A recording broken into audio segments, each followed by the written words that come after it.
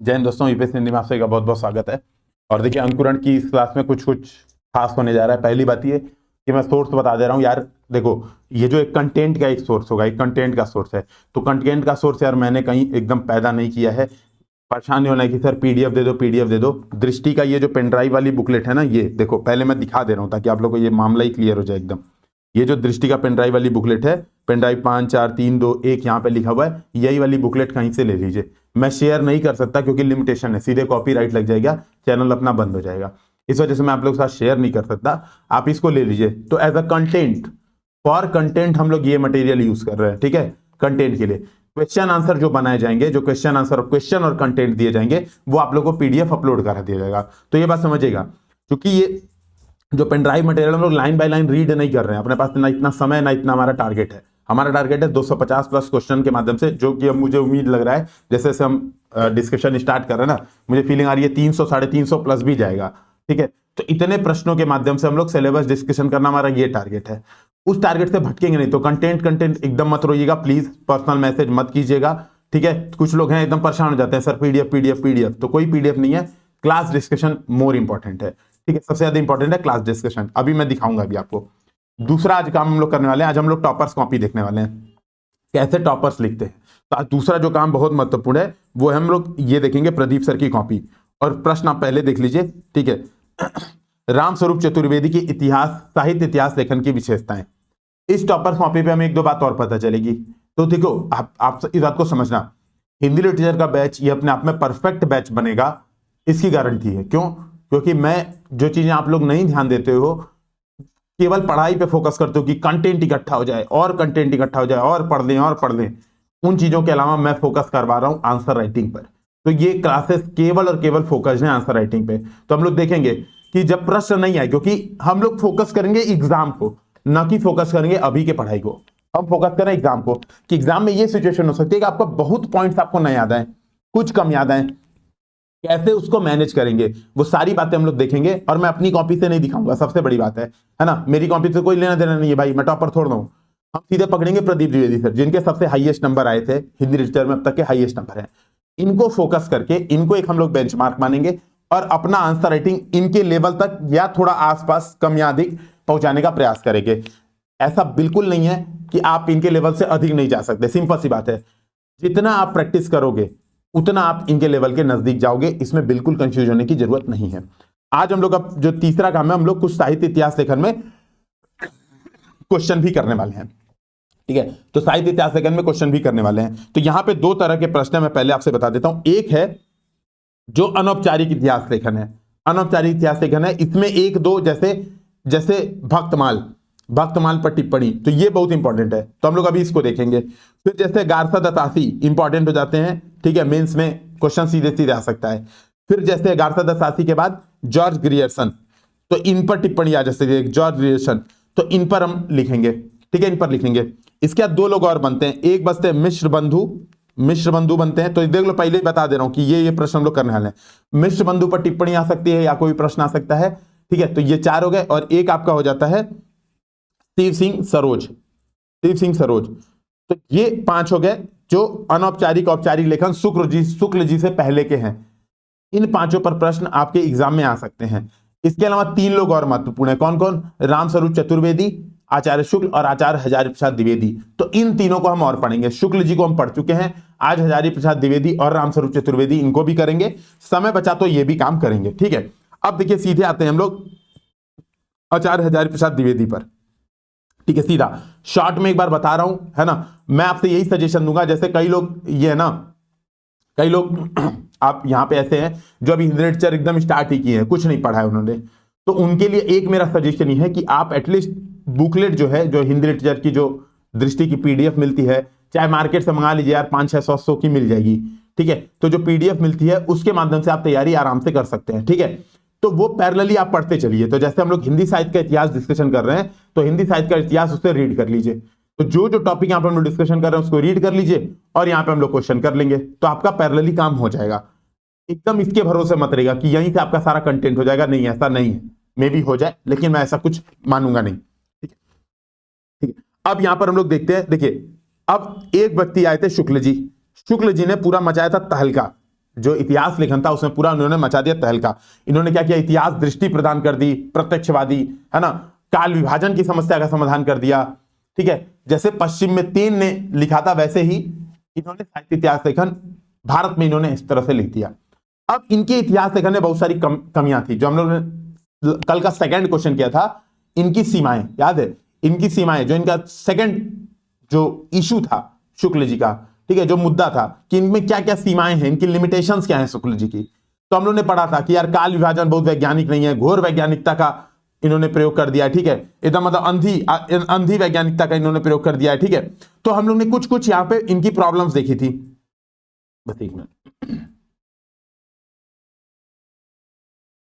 तो हमने क्या किया था, शुक्ल जी की कुछ कुछ प्रॉब्लम्स देखी थी। तब आए हजारी प्रसाद द्विवेदी, आचार्य हजारी प्रसाद द्विवेदी। दो लोग द्विवेदी हैं, दोनों में कंफ्यूज नहीं होना है। कई लोग क्या करते हैं, यहीं पे कंफ्यूज जाते हैं। द्विवेदी, एक है हजारी, एक है महावीर। महावीर सामान्यतः देखेंगे शुक्ल जी के, जहां जहां शुक्ल जी रहेंगे वहां पे आपको हजारी मिल जाएंगे, ठीक है, हजारी प्रसाद द्विवेदी मिल जाएंगे। तो ये बात महत्वपूर्ण है, महावीर प्रसाद द्विवेदी मत लिखेगा, बल्कि बेटर है अगर आपको कंफ्यूजन हो रही है तो मेरे पास उसका भी सोल्यूशन है। तो बेटर है कि आप क्या करिए, द्विवेदी जी लिख दीजिए, आचार्य द्विवेदी। आचार्य द्विवेदी आप लिख सकते हैं, ये एक बढ़िया ऑप्शन है आपके पास। ठीक है, अब ये आचार्य हजारी प्रसाद द्विवेदी आए तो इन्होंने जो शुक्ल जी की थोड़ी थोड़ी कमियां थी, एक तरह से आप कह सकते हो शुक्ल जी का इन्होंने क्या किया, आलोचनात्मक विश्लेषण किया। ठीक है, इन्होंने क्या किया, शुक्ल जी का आलोचनात्मक विश्लेषण किया। जो शुक्ल जी की कमियां थी उसको इन्होंने दूर करने का प्रयास किया। तो अब हम लोग देखेंगे आचार्य हजारी प्रसाद द्विवेदी। तो पहली बात इंट्रोडक्शन, जैसा कि मैं फिक्स करवा रहा हूं आपसे, समझिएगा, मुझे सपना नहीं आ रहा इंट्रोडक्शन कि मैंने कहीं से आज मुझे रात में काली माता आई सपने में और कहीं बेटा जब क्लास जाना अगली तो इंट्रोडक्शन यही बताना। अभी मैं दिखाऊंगा, मैंने सीखा है इंट्रोडक्शन लिखना टॉपर्स की कॉपी से। तो ये बात बहुत महत्वपूर्ण है कि ऐसे आप लोगों को कुछ भी नहीं करा रहा हूं यहां पे, ये मत सोचिएगा कि बैठे बैठे जो मन में आ रहा है वही कराते जा रहा हूं, नहीं, ऐसा कुछ भी नहीं करा रहा हूं। मैं आप लोगों को प्रॉपर टॉपर्स की कॉपी से इनपुट्स लेके यहां पर डिस्कशन कर रहा हूं। तो बात आती है कि जब आप इंट्रोडक्शन लिखेंगे आचार्य हजारी प्रसाद द्विवेदी का, तो एक दो किताबों का ध्यान रखेंगे। इन्होंने 3 पुस्तकों का लिखा है, 3 पुस्तकों की रचना की है, आप 1-2 याद कर लीजिए। जैसे हिंदी साहित्य की भूमिका, हिंदी साहित्य का उद्भव और विकास, ये दोनों एटलीस्ट आप याद रख लीजिए। तीनों याद हो सकती है, कोई बहुत पूरी बात नहीं है। तो इंट्रोडक्शन आप क्या लिख सकते हैं, प्रश्न जैसा भी आए। सपोज अब एक हम प्रश्न ही देख लेते हैं। एक तो देखो, एक तो ये सीधा ही प्रश्न आ सकता है, आचार्य हजारी प्रसाद द्विवेदी का इतिहास लेखन परंपरा में योगदान, लेकिन ये तो टॉपिक है, एज अ कंटेंट है, हम लोग ये प्रश्न नहीं मानेंगे। हम लोग मानेंगे आचार्य, जो यूपीएससी ने क्वेश्चन पूछा है। तो यूपीएससी ने क्या क्वेश्चन पूछा है, देखिए यूपीएससी ने क्वेश्चन क्या पूछा, हम लोग उसको देखते हैं। ठीक है, आचार्य हजारी प्रसाद द्विवेदी के साहित्य के इतिहास लेखन की दृष्टि, साहित्य इतिहास लेखन की दृष्टि। कल मैंने इस बात पर बहुत ज्यादा चर्चा कर दी कि ये दृष्टि आईएएस वाली दृष्टि नहीं है, ये है अप्रोच। वो इतिहास लेखन में किस दृष्टिकोण का पालन करते हैं आचार्य द्विवेदी, किस दृष्टिकोण का पालन करते हैं, उनके दृष्टिकोण में क्या क्या खास बात है। तो बेसिकली पहले तो आपको अप्रोच बतानी है और बताना है इनकी दृष्टि में, क्योंकि देखिए आगे कुछ नहीं लिखा है, समझिएगा। प्रश्न केवल इतना है, आचार्य हजारी प्रसाद द्विवेदी के साहित्य के इतिहास लेखन की दृष्टि, प्रश्न केवल इतना है और आपको छोड़ दिएगा, आप जो लिखो। यहां पे आगे क्या कर सकता था, दृष्टि का आलोचनात्मक विश्लेषण करें, दृष्टि पर टिप्पणी करें, ठीक है, दृष्टि को विस्तार से समझाएं। तो प्रश्न तो अपने आप में अलग अलग बन सकता था ना। जब ऐसा कुछ नहीं दिया होगा, जब आगे प्रश्न को कंप्लीट नहीं किया होगा कि विस्तार से समझाएं, उल्लेख करें, ऐसा कुछ नहीं दिया होगा, तो आप मानेंगे कह रहा है कमेंट में टिप्पणी, कह रहा है कमेंट करो, इतिहास लेखन की दृष्टि पर कमेंट करो। अब इतिहास लेखन की दृष्टि पर कमेंट करेंगे जब, ठीक है, तो याद है कल मैंने एक लास्ट बात बोली थी। अब देखिए लास्ट क्लासेस ध्यान से सुनना है, और एक सभी हिंदी लिटरेचर वालों को एक मैं खास बात बोलूंगा, शुरू की 10 क्लासेस 2-2 बार सुन लीजिए, बढ़िया होगा आपके लिए। ठीक है, एक बार सुनेंगे फिर उल्टा सीधा आंसर भी लिख लिख के भेजेंगे, कहेंगे सर ये आंसर चेक कर दो, सर ये आंसर चेक कर दो। उससे देखो कुछ होगा नहीं, उससे कुछ फायदा होगा नहीं, क्योंकि मैं जो क्लास में बोल रहा हूं ना वो लिख देना बहुत बड़ी बात थोड़ा ना है। हालांकि अभी तो बहुत बड़ी बात है, आधे लोग वो भी अंट पंट लिख रहे हैं, बहुत बड़ी बात है, मैं फिर भी मान रहा हूं, लेकिन अभी परेशान नहीं होना है। एटलीस्ट 10 क्लास स्टार्टिंग की, मतलब 5 मेरी, 5 एसपी सर की। एसपी सर क्या कर रहे हैं, डिस्कशन भाषा खंड।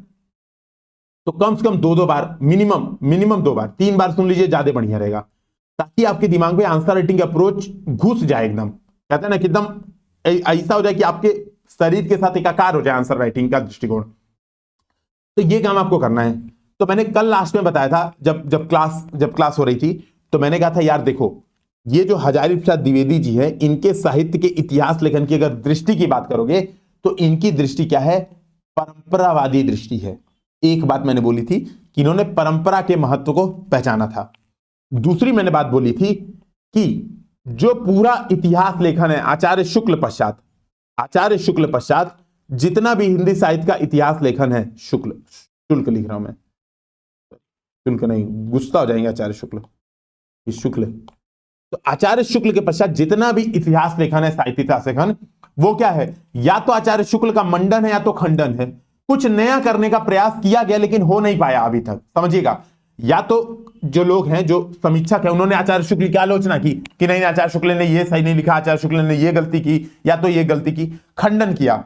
अथवा क्या किया, उसका महिमा मंडन किया कि आचार्य शुक्ल ने तो भाई कमाल कर दिया, धोती फाड़ के रुमाल कर दिया, इतना बढ़िया लिख दिया कि भाई ऐसा तो आज तक किसी ने नहीं लिखा था, ये काम कर दिया। तो या तो खंडन था या तो मंडन था। अब जो द्विवेदी जी आते हैं वो खंडन करने आते हैं। तो ये बात भी दूसरा महत्वपूर्ण बात हो गई। पहली बात कि ये परंपरावादी दृष्टि है, और दूसरा हो गया कि ये खंडन कर रहे हैं, आचार्य द्विवेदी क्या कर रहे हैं, इनका खंडन कर रहे हैं। अब एक और बात महत्वपूर्ण आती है जो हमें ध्यान रखना है इस आंसर के लिखने में। जैसे पश्चिम में टेन की आलोचना किसने की थी, हडसन ने की थी। हडसन एक रिवर भी है, ठीक है, हडसन ने की थी। उसी प्रकार शुक्ल जी की आलोचना किसने की, आचार्य द्विवेदी ने की। ये बात समझिएगा। तो जिस प्रकार पश्चिम में प्रत्यक्षवादी है, टेन के प्रत्यक्षवादी दृष्टिकोण का खंडन या आलोचना हडसन ने की। अभी बात समझा रहा हूं, केवल अभी जो याद करने वाले पॉइंट है वो बता रहा हूं। तो जो याद करने वाले पॉइंट नंबर 1 2 3 4 बोल रहा हूं ना, उसको क्या करना है, कॉपियां में नोट करना है कि याद रखना है, द्विवेदी जी में ये चीजें याद रखनी है। ऐसे करके 1 2 3 4 आपके आंसर में ये पॉइंट दिखने चाहिए, ठीक है, दिखने चाहिए। तो क्या हो गया, तो जिस प्रकार टेन का खंडन हडसन ने किया, उसी प्रकार शुक्ल जी का खंडन किसने किया, द्विवेदी जी ने किया। अब एक महत्वपूर्ण बात यह है, जो निष्कर्ष, ऐसे प्रश्नों में जो निष्कर्ष रहेगा वो क्या होगा, यह दृष्टिकोण जो इनकी दृष्टि है, जो साहित्य इतिहास लेखन की दृष्टि है, वो पूर्णतः शुक्ल जी का विरोध नहीं है, बल्कि जो लास्ट आपका कंक्लूजन रहेगा, शुक्ल जी का विरोध नहीं है बल्कि क्या है, पूरकता है। विरोध नहीं बल्कि पूरक दृष्टिकोण है। मतलब हिंदी साहित्य के इतिहास लेखन को एक संपूर्ण दृष्टि प्रदान करता है। तो ये 4-5 पॉइंट एकदम आपके आंसर में दिखने चाहिए। अब बात करते हैं आंसर राइटिंग की अप्रोच की, कि क्या आंसर राइटिंग में अप्रोच होगा। तो बेटर है, देखो हिंदी साहित्य में आंसर राइटिंग करना अपने आप में एक कला है। क्यों कला है, अभी हम देखेंगे कैसी कला है। जैसे मान लो ना, आचार्य द्विवेदी पूछ रहा है, अब देखिए यहां पर अब हम लोग एकदम फ्लो में, अब मुझे धीरे धीरे मजा आने लगा हिंदी साहित्य पढ़ाने में। इसके बाद जब ये मैं पढ़ा लूंगा ना, तो इसके बाद मैं फाउंडेशन बैच लॉन्च करूंगा, और मुझे उम्मीद है कि ये अब इंडिया का टॉप बैच लॉन्च होगा, ठीक है। मुझे प्योरिटी के साथ, क्योंकि मैं पूरे दिल लगा के मेहनत करके पढ़ाई करता भी हूं, करवाता भी हूं, सबसे बड़ी बात है, ठीक है। लेकिन पहले हम लोग इस काम को एक करके स्टेप आगे बढ़ेंगे। अब बात ये समझिएगा क्या है, आंसर राइटिंग में हिंदी लिटरेचर में खास बात ये होती है, हिंदी साहित्य में खास बात ये होती है, इवन किसी भी आंसर राइटिंग में खास बात होती है, आप अन्य लेखकों, अन्य ऑथर्स, लेखकों के साथ या आलोचकों के साथ तुलना करके हुए आंसर लिखें, तुलनात्मक आंसर लिखें। तो जब आप आंसर लिख रहे हैं द्विवेदी जी का, तो बार बार अगर शुक्ल जी, रामस्वरूप चतुर्वेदी, क्योंकि रामस्वरूप चतुर्वेदी तो इसके बाद आए हालांकि, तो कंक्लूजन में कहीं आपने नोट कर दिया, या आपने कहीं शुक्ल जी को बार बार कंपेयर किया, कि जहां शुक्ल जी भक्ति काल को वैज्ञानिक दृष्टिकोण से बांटते हुए और भागों में डिवाइड करते हैं, यानी शुक्ल जी क्या है, वर्गीकरण पर जोर देते हैं, वहीं आचार्य द्विवेदी क्या करते हैं, संश्लेषण पर जोर देते हैं, और संपूर्ण भक्ति काल को एक क्या करते हैं, एक विराट आंदोलन की संज्ञा देते हैं। समझिए, आपने शुक्ल जी से कंपेयर करके आंसर लिखा, साहित्य इतिहास लेखन की दृष्टि। बोला क्या दृष्टि थी, कैसे देख रहे थे, इतिहास लेखन करते समय उनके दिमाग में कौन सा टॉर्च जल रहा था, ये बात कह रहा है। तो टॉर्च किस किस बात पे जला था, शुक्ल जी कहे थे भक्ति आंदोलन इस्लाम की प्रतिक्रिया है, द्विवेदी जी कह रहे नहीं, दक्षिण भारत में बहुत समय से एक बिजली कौंध रही थी, वो बारिश बन के गिरी है, बहुत धीरे धीरे आई है भारत में, उत्तर भारत में फैली है। तो परंपरा का प्रभाव, तो इनकी दृष्टि क्या है? परंपरा परंपरा परंपरा। शुक्ल जी कह रहे हैं भक्ति आंदोलन का वर्गीकरण किया जा सकता है। ये कह रहा नहीं, भक्ति आंदोलन एक विराट आंदोलन है, आप सगुण निर्गुण में मत बांधिए, सब एक साथ लेके देखिए। शुक्ल जी कह रहे हैं, शुक्ल जी क्या कह रहे हैं? जो सिद्धनाथ साहित्य है, शुक्ल जी कह रहे हैं सिद्धनाथ साहित्य साहित्य है, ये नहीं है, वो सांप्रदायिक साहित्य है, उसमें उपदेश हैं। तो द्विवेदी जी कह रहे हैं भैया अगर सिद्धनाथ साहित्य में उपदेश हैं तब तो पूरा भक्ति काले आंदोलन, तब तो पूरा भक्ति काले साहित्य से बाहर हो जाएगा, क्योंकि पूरा भक्ति काल ही सांप्रदायिक साहित्य मानना पड़ जाएगा। तो इस बात पर उनमें डिबेट चल रही है और वही उनके इतिहास लेखन की दृष्टि है, वही उनके इतिहास लेखन की दृष्टि है। शुक्ल जी से डिबेट करना, बार बार टकराना उनके इतिहास लेखन की दृष्टि है, जिसमें एक खास बात क्या है? परंपरा के महत्व को वो स्वीकार करते हैं। तो ये हमारे आंसर राइटिंग की मेन थीम होगी, मेन अप्रोच होगी। तो शुक्ल जी से जहां जहां वो लड़ाई किए हैं, जहां जहां लड़ाई किए हैं, वो हमारे आंसर में होगा। अब मैं बात करता हूं कि आप देखिए इस आंसर की इंट्रोडक्शन, मेन बॉडी और कंक्लूजन क्या होगी। अब देखो कोई भी प्रश्न आए, कोशिश इसी अप्रोच में आपको करना है। कोई भी प्रश्न आए एग्जाम में, आचार्य हजारी प्रसाद द्विवेदी से रिलेटेड, साहित्य इतिहास से लेखन से रिलेटेड कोई भी प्रश्न आए, आपको इसी प्रकार का कोशिश करना है, ठीक है? तो ये बात दिमाग में रखिएगा, इधर उधर उल्टा पुल्टा नहीं करना है ना? तो इसी प्रकार से आपको क्या करना है? अप्रोच रखना है कि इंट्रोडक्शन में क्या। अब देखो यहां पर बात करते हैं, यहां पे देखिए, यहां पर अब क्वेश्चन है हजारी प्रसाद द्विवेदी के साहित्य के इतिहास लेखन की दृष्टि बताएं। तो मैंने क्या बताया था कल? मैंने कहा था जब ऐसा प्रश्न आएगा तो हम इंट्रोडक्शन में लिखेंगे इनकी दृष्टि दिखती कहां पर है, यही तो भाई। लेकिन अब यहां पर देखो, यहां पे क्या बताया है? हिंदी साहित्य के इतिहास लेखन का पहला प्रयास गारसा दत्तासी ने किया। उन्होंने फ्रांसीसी भाषा में इस्तार दलात लिटरेचर हिंदुस्तानी, मतलब उसको याद है, जो जिसने आंसर लिख रहा है ना, जो आंसर व्यक्ति लिखा है उसको याद है, तो सोचा ये याद है तो लिख तो दें कहीं ना कहीं, तो लिख ही देते हैं, ठीक है? तो उन्होंने ये लिखा, पर इसमें लेखक ने परिचय तक ही सीमित रखा है, काल विभाजन परंपरा के विवेचन का प्रयास नहीं है, इसलिए यह उपयुक्त है। अब ऐसा लग ही नहीं रहा प्रश्न पूछा है, लग रहा है कि प्रश्न गारसा दत्तासी पूछा है।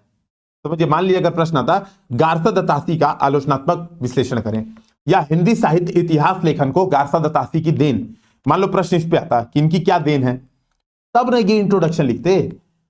और लोग कह रहे हैं, मुझसे डिमांड कर रहे हैं सर इसकी पीडीएफ दे दो, ले लो पीडीएफ, नहीं बर्बाद हो गए तो कहना एक काम करूंगा, जो लोग पीडीएफ मांगे उनको पीडीएफ सारी प्रोवाइड करा दूंगा, पहले ही ले लो भाई पीडीएफ, पढ़ के बर्बाद हो जाना। जो बात इतने ध्यान से समझा रहा हूं, इतने दिन से समझा रहा हूं कि पीडीएफ इंपॉर्टेंट नहीं है, बात समझिए, पीडीएफ इज नॉट इंपॉर्टेंट। कौन है, कौन है सर? ठीक है, तो जब इतनी बात ये समझा रहा हूं कि यार पीडीएफ इज नॉट इंपॉर्टेंट, समझो कोई महत्व नहीं है पीडीएफ का, और आप लोग बार बार, मतलब लिटरली कई लोगों ने इरिटेट कर दिया है, सर पीडीएफ पीडीएफ पीडीएफ, बर्बादी। पीडीएफ केवल एक आपके पास होनी चाहिए, जो जरूरी है वो पाठ्यक्रम, पाठ्यक्रम की पीडीएफ आपके पास होनी चाहिए। बाकी सब क्लास डिस्कशन देखिए, इसको नोट्स बनाइए, ये वाला नोट्स बनाना बहुत ज्यादा जरूरी है, जो 5-6 पॉइंट का स्टार्टिंग में बोला, इसको लिखिए, जो तरीका बता रहा हूं इसको समझिए, धीरे धीरे धीरे धीरे यही नोट, 250 क्वेश्चन, मान लो हम तो 300 क्वेश्चन डिस्कशन करेंगे, मान लो आपने हर क्वेश्चन पे 1.5 पेज के नोट्स बना लिए, सपोज इतने नहीं बनेंगे, लेकिन मान लो आपने 1.5 पेज के भी नोट्स बना लिए, तो कितने पेज के नोट्स बनेंगे? 450 पेज के। और हैंड रिटेन 450 पेज के नोट्स दृष्टि के जो 1400 पेज के नोट्स हैं, उससे लाख गुना इंप्रूवमेंट का आपका काम करेंगे, पहली बात। दूसरी बात कि आपको एग्जैक्ट आंसर राइटिंग की अप्रोच सिखाएगा। तीसरी बात, आप इसको 3-4-5 दिन में ही पूरा रिवीजन कर सकते हो, क्योंकि हैंड रिटेन नोट्स है, पीडीएफ टाइप्ड नोट्स नहीं है, ठीक है? तो पीडीएफ के चक्कर के बजाय हैंड रिटेन नोट्स बनाइए, इसका ये बहुत महत्वपूर्ण है। जो क्लास में बातें बोल रहा हूं उसके नोट्स आपको होने चाहिए, जो आपको लगे हाँ ये चीज जरूरी है तो लिखिए उसको। इतनी समझदारी आपके अंदर अब होनी चाहिए कि हाँ ये बात नोट कर लेते हैं, सर कुछ बोल रहे तो चुप्पी सुन के सर का लेक्चर सुनने से अच्छा नोट्स बना लेते हैं। अब एक बात ध्यान रखना है, इंट्रोडक्शन में ये काम एकदम नहीं करना है, बिल्कुल। आप सीधे लिखिए, है ना, सीधे लिखिए आचार्य शुक्ल, है ना, आचार्य शुक्ल पश्चात, है ना, हिंदी साहित्य का इतिहास लेखन की परंपरा में आचार्य द्विवेदी का महत्वपूर्ण योगदान है, ऐसा लिख सकते हैं इंट्रोडक्शन। या अगर ये नहीं लिखना चाहते हैं तो सीधे लिखिए, ठीक है, लिखिए औपचारिक इतिहास लेखन में, ठीक है, हिंदी साहित्य के औपचारिक इतिहास लेखन में आचार्य शुक्ल की, या फिर ऐसे लिखो हिंदी साहित्य के औपचारिक इतिहास लेखन में, है ना, या फिर ऐसे उल्टा उल्टा उल्टा, जिस प्रकार, सीधे इंट्रोडक्शन ऐसे ही स्टार्ट करो। पश्चिम में तेन की प्रत्यक्षवादी दृष्टिकोण का खंडन हडसन ने परंपरावादी दृष्टिकोण से किया, उसी प्रकार औपचारिक इतिहास लेखन की दृष्टि में, औपचारिक इतिहास लेखन की दृष्टि में आचार्य शुक्ल की दृष्टिकोण का खंडन, आचार्य शुक्ल के दृष्टिकोण का खंडन आचार्य हजारी प्रसाद द्विवेदी ने अपनी पुस्तक 1, 2, 3 जो याद आए में किया। सीधा पुस्तक का नाम बताइए, फैक्ट के साथ आंसर राइटिंग स्टार्ट कीजिए सीधे सीधे। और आपने आचार्य शुक्ल को भी यहां पे इंक्लूड कर दिया। और सोचो इंट्रोडक्शन में आपने बता दिया इतिहास लेखन की दृष्टि, ठीक है। इंट्रोडक्शन में ये, अब एग्जामिनर को ये बात आपके इंट्रोडक्शन से ही समझ में आ जाएगी, हां बच्चे ने प्रश्न समझा है। एज ए एग्जामिनर एक बार अपने को फील करो, एक बार आप मान लो कि आप एग्जामिनर हो, है ना, और अभी देखो अभी 3, 4, 5 दिन, एक हफ्ता इसी तरह से डिस्कशन के साथ आंसर राइटिंग चलेगी। धीरे धीरे जैसे अभी हम लोग पढ़ने वाले हैं, जैसे जो भक्तमाल है, जो गारसा दत्तासी है, उसमें सीधा सीधा introduction main body conclusion, introduction main body conclusion, introduction main body conclusion, सीधे पॉइंट आएंगे, उसमें कुछ समझाने जैसा है ही नहीं। अभी डिस्कशन इसलिए हो रहा है क्योंकि आपको समझ में आ सके कि आपके आंसर में आपको लिखना क्या है। तो अगर आप ऐसे आंसर लिखोगे, एज ए एग्जामिनर एक बार खुद को एग्जामिनर फील करो और सोचो आपने क्वेश्चन दिया था बहुत ही अरमानों से कि एक बच्चा जो अच्छा आंसर लिखेगा उसको मैं बनाऊंगा आईएएस, उसको मुझे बनाना है आईएएस और उसको देना है 300 नंबर। और बच्चा इसे लिख रहा है, पहला प्रयास फ्रांसीसी विद्वान गारसा दत्तासी ने किया, गारसा दत्तासी ने ये किया, लेकिन ये चीज का अभाव है। एग्जामिनर को लगेगा इससे थोड़ा रट के आया गारसा दत्तासी, क्वेश्चन मैं पूछ रहा हूं इतिहास लेखन की दृष्टि, ये पूरा बता रहा है गारसा दत्तासी।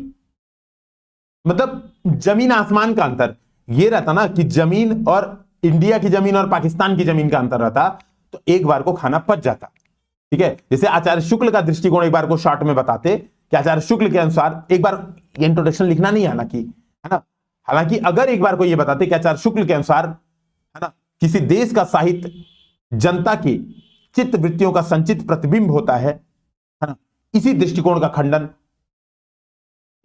आचार्य द्विवेदी के इतिहास लेखन की दृष्टि में दिखता है।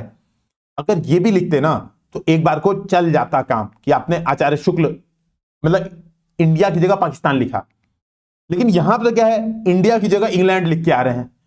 प्रश्न पूछ रहा है द्विवेदी पे, लिख रहे हैं गारसा दत्तासी, कोई लिंकेज ही नहीं। आप देखो प्रश्न से कोई लिंकेज ही नहीं है, दूर दूर का कोई संबंध नहीं है। जैसे कहता है ना, घटनाओं का वास्तविकता से कोई संबंध नहीं है, उसी तरह से इस उत्तर लेखन का वास्तविक उत्तर लेखन से कोई संबंध नहीं है। समझिए, आप ये इंट्रोडक्शन लिखोगे और किताब का नाम, तो है जो 3 ठो किताब है, याद कर लो। मैं तो कहूंगा तीनों याद कर लो, बहुत टफ नहीं है। 50 ठो फालतू चीज याद करते हो, 50 फालतू लोगों का नंबर याद रखते हो, उससे बढ़िया है याद रख लो ये 3 ठो किताब, हिंदी साहित्य की भूमिका, हिंदी साहित्य का आदिकाल और हिंदी साहित्य का उद्भव एवं विकास। इवन आप एक चीज और समझना, आप ये भी इंट्रोडक्शन में एक बार को लिख सकते हो जो यहां पर दिया है, ये भी लिख सकते हो। मैंने तो देखो, मैंने इस दृष्टिकोण को आपको इंट्रोडक्शन में लिखा है, इस दृष्टिकोण को इंट्रोडक्शन में लिखा है, सीधी बात है, ठीक है। मैंने इस दृष्टिकोण को इंट्रोडक्शन में लिखा है, लेकिन आप चाहिए तो यही इंट्रोडक्शन लिख सकते हैं कि शुक्ल जी के बाद जिस विद्वान ने साहित्य इतिहास परंपरा को सर्वाधिक प्रभावित किया है वे हैं आचार्य हजारी प्रसाद द्विवेदी। इन्होंने हिंदी साहित्य की भूमिका, हिंदी साहित्य का आदिकाल तथा हिंदी साहित्य का उद्भव एवं विकास नामक अपनी पुस्तकों में इतिहास लेखन की दृष्टि, अपनी इतिहास लेखन की दृष्टि को स्पष्ट किया है। यह बहुत महत्वपूर्ण है, समझिए, जो प्रश्न में है कीवर्ड इतिहास लेखन की दृष्टि, ये लिखना है, ये लिखना है। इसके बाद मेन बॉडी में जो जो मैंने बताए थे ना कुछ पॉइंट्स, वो पॉइंट्स आपको दिखने चाहिए, वो पॉइंट्स आपको दिखने चाहिए, है ना। अब यहां पर देखिए, अब आप बताएंगे कि इतिहास लेखन की दृष्टि, ठीक है। तो आपने या तो जो मैंने बताया वो कर सकते हो, या आप ये काम कर सकते हो, ठीक है। या आप मतलब जो अभी दो मैंने 2 तरह के इंट्रोडक्शन बताए, दोनों में से कोई भी यूज कर सकते हो। आप कहोगे सर 2 क्यों बता रहे हो, फिर एक ही बताओ जो यूज करना है। इसलिए 2 इंट्रोडक्शन बता रहा हूं क्योंकि डिपेंड्स ऑन क्वेश्चन। कई बार ये 10 नंबर में पूछ देगा ये प्रश्न, कई बार यही प्रश्न 20 नंबर में पूछ देगा। तो अगर मान लो 20 नंबर में पूछा तो जो लंबा इंट्रोडक्शन लिखवाया, जिस प्रकार, है ना, तेन का खंडन हडसन ने किया, वैसा वाला जो इंट्रोडक्शन बताया था, बैक जाके देखिएगा, बार बार याद थोड़ा ना होता है कि मैंने क्या एग्जैक्ट लिखा है, ठीक है। वो लिख सकते हैं। अगर मान लो ये 10 नंबर में पूछे तो टू द पॉइंट सीधे बताओ। आचार्य शुक्ल के बाद जिसने हिंदी साहित्य इतिहास लेखन को सर्वाधिक प्रहार किया वे हैं आचार्य द्विवेदी। इन्होंने अपनी पुस्तक इसमें अपने इतिहास लेखन की दृष्टि को स्पष्ट किया है। तो ये टू द पॉइंट इंट्रोडक्शन हो जाएगा अगर ये प्रश्न 10 नंबर में पूछ रहा है। अब देखो ये इंट्रोडक्शन कितना लंबा है यार, एक लाइन में 1 2 3 4 5 6 7 8 9 10 11 12 13 14 15 16 17 18 19 20 ऑन एन एवरेज मान लो तो 100 शब्द का तो इनका इंट्रोडक्शन खत्म हो गया। 100 नहीं तो चलो 90 शब्द का तो इंट्रोडक्शन इनका खत्म हो गया। सोचिए, ठीक है, ये नहीं करना है भाई, ऐसा नहीं करना है, टू द पॉइंट इंट्रोडक्शन। अब बताइए फिर मेन बॉडी में, ठीक है, तो मेन बॉडी में क्या बताएंगे, शुक्ल जी से कंपैरिजन करते हुए दृष्टिकोण को स्पष्ट कीजिए। बार बार शुक्ल जी का नाम लगाइए, इन्होंने इस दृष्टिकोण का खंडन किया। तो आप चाहें तो पहला पॉइंट लिख सकते हैं, पहला पॉइंट लिख सकते हैं दृष्टिकोण का अंतर। क्या दृष्टिकोण, सीधे पहला पॉइंट लिखो दृष्टिकोण। पहला लिखो जहां आचार्य शुक्ल के अनुसार, जहां आचार्य शुक्ल के अनुसार इतिहास या साहित्य जनता की चित्त वृत्तियों का संचित प्रतिबिंब होता है, वहीं आचार्य द्विवेदी का मानना है, आचार्य द्विवेदी का मानना है कि यह यानी साहित्य परंपरा से प्रभावित होता है, परंपरा से प्रभावित होता है। उदाहरण के तौर पर आप सीधे बता दो कबीर को, ठीक है, सीधे लिखो उदाहरण, है ना, उदाहरण आचार्य शुक्ल कबीर पर एकेश्वरवाद का, इस्लामी एकेश्वरवाद का प्रभाव मानते हैं, वहीं द्विवेदी जी इसे सिद्ध एवं नाथों की परंपरा का अगला चरण मानते हैं। अब यहां पर देखो दो एग्जांपल है, दोनों में से कोई एक यूज करिए, डिपेंड्स ऑन वर्ड लिमिट, ठीक है, डिपेंड्स ऑन वर्ड लिमिट, दोनों में से कोई एक यूज करिए। भाई सारा नहीं लिख पाओगे, ठीक है, इस बात को समझना, तो सारा आप नहीं लिख पाओगे।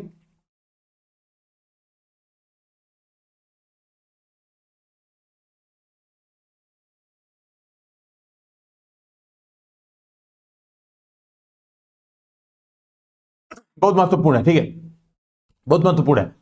तो यहां पर दूसरा जो पॉइंट आता है, जो दूसरा पॉइंट आता है वो क्या आता है, दूसरा पॉइंट आता है कि जो वो है जो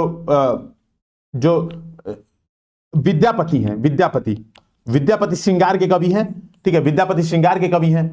शुक्ल जी मानते हैं ये तत्कालीन प्रत्यक्षवाद का प्रभाव शुक्ल जी विद्यापति पे मानते हैं, जबकि ये कहते हैं, ये जो अपने द्विवेदी जी ये कहते हैं नहीं, सॉरी विद्यापति कह रहा हूं, सूरदास, है ना, सॉरी, सूरदास को शुक्ल जी क्या कहते हैं, सूरदास को शुक्ल जी कहते हैं तत्कालीन परिस्थितियों का परिणाम बताते हैं कि सूरदास का जो लेखन है श्री कृष्ण भक्ति तत्कालीन परिस्थितियों का परिणाम है। लेकिन आचार्य द्विवेदी जी कहते हैं कि ये सूरदास जो है ना वो विद्यापति, है ना, जयदेव इत्यादि की परंपरा से आते हैं, इत्यादि की परंपरा के कवि हैं। तो ये परंपरा के महत्व को पहचानते हैं। तो आप चाहें तो परंपरा के महत्व को यहां पर बता सकते हैं। फिर जो दूसरा पॉइंट महत्वपूर्ण है जो आपके आंसर राइटिंग में दिखना चाहिए, जो दूसरा पॉइंट है, परंपरा का महत्व हो गया, जो दूसरा पॉइंट है वो है संश्लेषणात्मक, ठीक है, संश्लेषणात्मक व्याख्या। तो ये बताइए, तो लिखिए प्रत्यक्षवादी वैज्ञानिक वर्गीकरण, एकदम इसी तरह से लिखना भी आंसर, वर्गीकरण के स्थान पर संश्लेषणात्मक व्याख्या, संश्लेषणात्मक विश्लेषण या व्याख्या लिख सकते हैं। उदाहरण, ठीक है, उदाहरण क्या, शुक्ल जी ने, क्या आप पहले द्विवेदी जी का बता दो उदाहरण, द्विवेदी जी ने जहां संपूर्ण भक्ति आंदोलन को एक विराट आंदोलन माना, वहीं शुक्ल जी ने इसे विभिन्न कालों में वर्गीकरण किया था, ठीक है, या उल्टा भी लिख सकते हो कि जहां शुक्ल जी ने संपूर्ण भक्ति काल को विभिन्न भागों में वर्गीकृत किया था, उदाहरण ब्रैकेट में डाल देना, ठीक है, ब्रैकेट में डाल देना, है ना, निर्गुण भक्ति, सगुण भक्ति आदि, ब्रैकेट में ऐसे डालना, निर्गुण सगुण भक्ति आदि। वहीं द्विवेदी जी ने इसको संपूर्ण विराट आंदोलन, एक संश्लेषणात्मक विराट आंदोलन के रूप में देखा। तो ये बात बताइएगा। फिर जो तीसरी बात दिखना चाहिए वो ये है साहित्य का मूल्यांकन। तो दृष्टिकोण साहित्य के मूल्यांकन के संदर्भ में भी है, तो तीसरा लिखिएगा, आचार्य द्विवेदी का मानना है, तीसरा पॉइंट होगा आचार्य द्विवेदी का मानना है। अच्छा देखो, ये जो मैं पॉइंट्स में बता रहा हूं ना, इसको आप चाहो तो पैराग्राफ्स में लिख देना, मतलब ये आपकी अपनी अपनी श्रद्धा पर निर्भर करता है, आप कैसा आंसर राइटिंग करना चाहते हो, अपनी अपनी श्रद्धा पर निर्भर करता है। कोई फर्क नहीं पड़ता कि आप पॉइंट्स में लिख रहे हो, पैराग्राफ में लिख रहे हो। एग्जामिनर को इस बात का पता है कि यार ये यूनिवर्सिटी का एग्जाम नहीं है, ये आपके पास खूब ज्यादा टाइम और स्पेस है, बहुत ज्यादा टाइम और स्पेस है, वो इस बात का एग्जाम नहीं है, ठीक है। तो इस बात को समझिएगा। तो कुछ प्रॉब्लम्स की वजह से ये मतलब अचानक से कट गई थी क्लास। तो मैं ये बता रहा था आपसे कि यूनिवर्सिटी का एग्जाम नहीं है, ठीक है। तो लोड नहीं लेना है कि आपको एकदम पैराग्राफ में, उसमें आपका कंटेंट अच्छा होना चाहिए, ये सबसे ज्यादा मैटर करता है, ठीक है। सबसे पहली बात ये करता है कि आपका कंटेंट अच्छा होना चाहिए। दूसरा मैटर करता है कि आपने प्रश्न को सही से समझा कि नहीं समझा। तब बात आती है कि ठीक है यार, पैराग्राफ में लिखें और की पॉइंट्स में लिखें, और इसमें बेहतर होगा कि आप पैराग्राफ में लिखिए, तो ऑब्वियस सी बात है थोड़ा बेहतर होगा एज अ हिंदी, ठीक है। हिंदी की बात करूं तो हिंदी पैराग्राफ में सुंदर दिखती है, ठीक है, हिंदी अपने आप में पैराग्राफ में सुंदर दिखती है। लेकिन आंसर राइटिंग की बात करूं तो पॉइंट में भी बहुत अच्छा लगता है, क्योंकि मुझे पता चल गया कि आपने 5 पॉइंट लिखे हैं, ठीक है, मुझे पता चल गया कि आपने 5 पॉइंट लिखे हैं। तो हमने प्रत्यक्षवादी प्रभाव देख लिया, ठीक है, हमने देख लिया कि प्रत्यक्षवादी वैज्ञानिक वर्गीकरण के स्थान पर हजारी प्रसाद द्विवेदी क्या करते हैं, संपूर्ण भक्ति साहित्य को एक क्या मानते हैं, एक विराट आंदोलन मानते हैं, ठीक है। तो ये बात समझिएगा। तो वर्गीकरण के बजाय ये संश्लेषणात्मक व्याख्या करते हैं, संश्लेषणात्मक विश्लेषण करते हैं, ठीक है। तो हमको ये बात समझनी पड़ेगी। इसके बाद कुछ पॉइंट्स हैं वो जो आप सीधे सीधे मैं यहीं पर मैंने मतलब इसको टिक मार रखा है, ठीक है। जो कुछ पॉइंट्स हैं, जैसे आप देखेंगे इन्होंने काल विभाजन, ठीक है, तो काल विभाजन, तो लिखिए, तो अगला आपको दृष्टि में अगला पॉइंट लिखना है, इनका काल विभाजन शुक्ल जी के समान ही है, शुक्ल जी के समान ही है, लेकिन इन्होंने वीर गाथा काल के स्थान पर आदिकाल नाम दिया जो कि स्वीकृत है, ठीक है। तो काल विभाजन में लिखिए वीर गाथा के स्थान पर आदिकाल नाम दिया जो कि स्वीकृत है, ठीक है। तो काल विभाजन, अब अगला पॉइंट लिखेंगे इतिहास दृष्टि पूछ रहा है, तो दृष्टि किस तरीके से देख रहे हैं, तो यहां पर वो शुक्ल जी के समान ही है, लगभग शुक्ल जी के समान ही काल विभाजन इन्होंने किया है, सीधे समझिएगा, लगभग शुक्ल जी के समान ही काल विभाजन किया है। लेकिन क्या है, वीर गाथा काल के स्थान पर इन्होंने आदिकाल नाम दिया, ठीक है, जो कि आज भी स्वीकार है, और बना दीजिएगा ये काल विभाजन, ठीक है। तो ये काल विभाजन बना दीजिएगा, ये हो गया। फिर अगला पॉइंट है जो मैंने आपसे बता दिया था ऑलरेडी, ठीक है, कि ये क्या करते हैं, अशोक के फूल। फिर अगला पॉइंट लिखिएगा सीधे सीधे, साहित्य की समीक्षा के लिए, साहित्य की समीक्षा के लिए, है ना, साहित्य की समीक्षा के लिए इन्होंने समाज शास्त्रीय प्रतिमान दिए, ठीक है, समाज शास्त्रीय प्रतिमान दिए। इनका मानना है, अशोक के फूल निबंध में इनका मानना है मनुष्य ही साहित्य का लक्ष्य है, ठीक है, बस सिंपल सी बात है। तो आपने अशोक के फूल निबंध को भी जोड़ दिया। मैंने आपको याद है बताया था एक पॉइंट कि सिलेबस का जितना बढ़िया इंटरलिंकेज आपके होता है, जितना बढ़िया इंटरलिंकेज सिलेबस का करते हो, उतना ही शानदार, ठीक है, उतना ही एग्जामिनर मानता है कि हाँ आपको चीजें उतना ज्यादा अच्छे से आती हैं, ठीक है। जितना बढ़िया सिलेबस का इंटरलिंकेज आप कर पाते हो, उतना एग्जामिनर मानता है कि आपको बढ़िया चीजें बढ़िया तरीके से आती हैं। तो ये बात आपको समझनी पड़ेगी, बहुत महत्वपूर्ण है, ठीक है। तो सिलेबस का इंटरलिंकेज करते रहिए, सिलेबस का इंटरलिंकेज करते रहिए। तो यहां पर क्या लिखा है, यहां पर क्लियर बात लिखी है, ठीक है, यहां पर क्लियर बात लिखी है कि मनुष्य को यह साहित्य का लक्ष्य मानते हैं। तो जो इनका जो आलोचनात्मक प्रतिमान है, याद है शुक्ल जी मूल्यांकन के लिए क्या कर रहे थे, रस की लोक मंगलवादी व्याख्या कर रहे थे। वापिस सोचो, शुक्ल जी रस की लोक मंगलवादी व्याख्या कर रहे थे, ये कह रहे हैं नहीं, साहित्य का एकमात्र लक्ष्य है मनुष्य। तो आप इस पॉइंट को एकदम शॉर्ट में लिखेंगे, ये सब नहीं, साहित्य की प्रतिमान नहीं, सीधे लिखिए इतिहास दृष्टि में। एक पॉइंट और भी ऐड कर दीजिएगा, क्या, इतिहास दृष्टि में, अपनी इतिहास दृष्टि में, अपनी इतिहास दृष्टि में, ठीक है, अपनी इतिहास दृष्टि में आचार्य द्विवेदी साहित्य की समीक्षा हेतु समाज शास्त्रीय प्रतिमान को धारण करते हैं। उनका मानना है, ठीक है, उनका मानना है मनुष्य ही साहित्य का लक्ष्य है। ब्रैकेट में लिखेगा अशोक का फूल, वैसे उनके अशोक का फूल या निबंध अशोक का फूल, ठीक है, ये ब्रैकेट में लिखे, मनुष्य साहित्य का लक्ष्य है। तो ये पूरा पॉइंट एकदम कवर हो जाएगा, ये पूरा पॉइंट बिल्कुल सही तरीके से कवर हो जाएगा, ठीक है। तो ये बात समझिएगा। और इस आधार पर मनुष्य का लक्ष्य है, इस आधार पर अब शुक्ल जी से तुलना कर दीजिएगा। फिर लिखिएगा इस आधार पर कबीर की भाषा जो कि आचार्य शुक्ल को काव्यात्मकता से रहित महसूस हुई थी, ठीक है, द्विवेदी जी के अनुसार वे वाणी के डिक्टेटर और भाषा के बादशाह है। ठीक है। तो इसी आधार पर, किस आधार पर साहित्य की इन्होंने किस आधार पर इन्होंने साहित्य के मूल्यांकन किया? इन्होंने साहित्य का मूल्यांकन किया समाज शास्त्रीय आधार पर, ठीक है। और इसी आधार पर इन्होंने घोषणा की कि कबीर वाणी के डिक्टेटर है, भाषा की भाषा। ये स्टेटमेंट याद करना पड़ेगा। क्यों? कबीर में भी ये प्रश्न आ सकता है, कबीर की काव्य भाषा। एक प्रश्न आ सकता है पार्ट पेपर 2 में, सीधे पेपर 1 में भी पूछ सकता है, कोई समस्या नहीं है। इतिहास है तो इसमें भी पूछ सकता है। तो प्रश्न आ सकता है सीधे कबीर की काव्य भाषा। समझिएगा, यहीं से लिंक कराते हुए चल रहा हूं मैं। एक टिप्पणी करें, काव्य भाषा पर टिप्पणी, ये आ जाता है। अब मान लो ऐसा आ रहा है तो आपको क्या करना पड़ेगा? पहले शुक्ल जी के बताना पड़ेगा कि शुक्ल जी इसे अनगढ़ एवं काव्यात्मकता से रहित मानते हैं। कुछ एग्जाम्पल देना पड़ेगा जो शुक्ल जी ने तर्क दिए थे, है ना, कि अजीब अजीब से ऊट पटांग संध्या भाषा का प्रयोग, है ना, भाषाओं में पंचमेल खिचड़ी। कबीर की भाषा को शुक्ल जी बोलते हैं ये सदुक्कड़ी भाषा है, पंचमेल खिचड़ी है। ये बात पहले आप बताएंगे, शुक्ल जी वाला पक्ष। फिर आप बताएंगे नहीं, पारंपरिक प्रतिमानों पर कबीर की भाषा को तुलना की नहीं जा सकती। कबीर ऐसे हैं, है ना, कभी भी साहित्य की तुलना समाज से करनी चाहिए। समाज पर क्या इंपैक्ट पड़ रहा है, क्योंकि साहित्य का लक्ष्य समाज है आचार्य द्विवेदी के अनुसार। और इस आधार पर कबीर की काव्य भाषा में ये गुण दिखते हैं।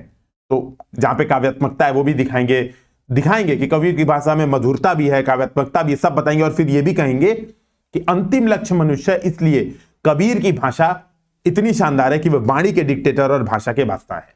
तो ये भी बात बताएंगे। तो देखिए, इवन कबीर पे आंसर लिखेंगे ना हम लोग, कबीर पे, तो हम लोग शुक्ल जी और द्विवेदी जी का जो हम हिंदी साहित्य के इतिहास में पढ़ रहे हैं, इसकी बात दिमाग में रखेंगे। तो ये स्टेटमेंट आपके लिए बहुत महत्वपूर्ण देता है कि कबीर वाणी के डिक्टेटर है, भाषा के वास्ता है। ये बात आपके दिमाग में होना चाहिए। तो इसीलिए जो लोग एक बार सिलेबस रीड कर चुके हैं ना, उनको बहुत अच्छे से ये क्लासेस समझ में आएंगी। अब ये इस क्लास के माध्यम से समझ जाएंगे सिलेबस को इंटरलिंक्ड कैसे करते हैं, ठीक है।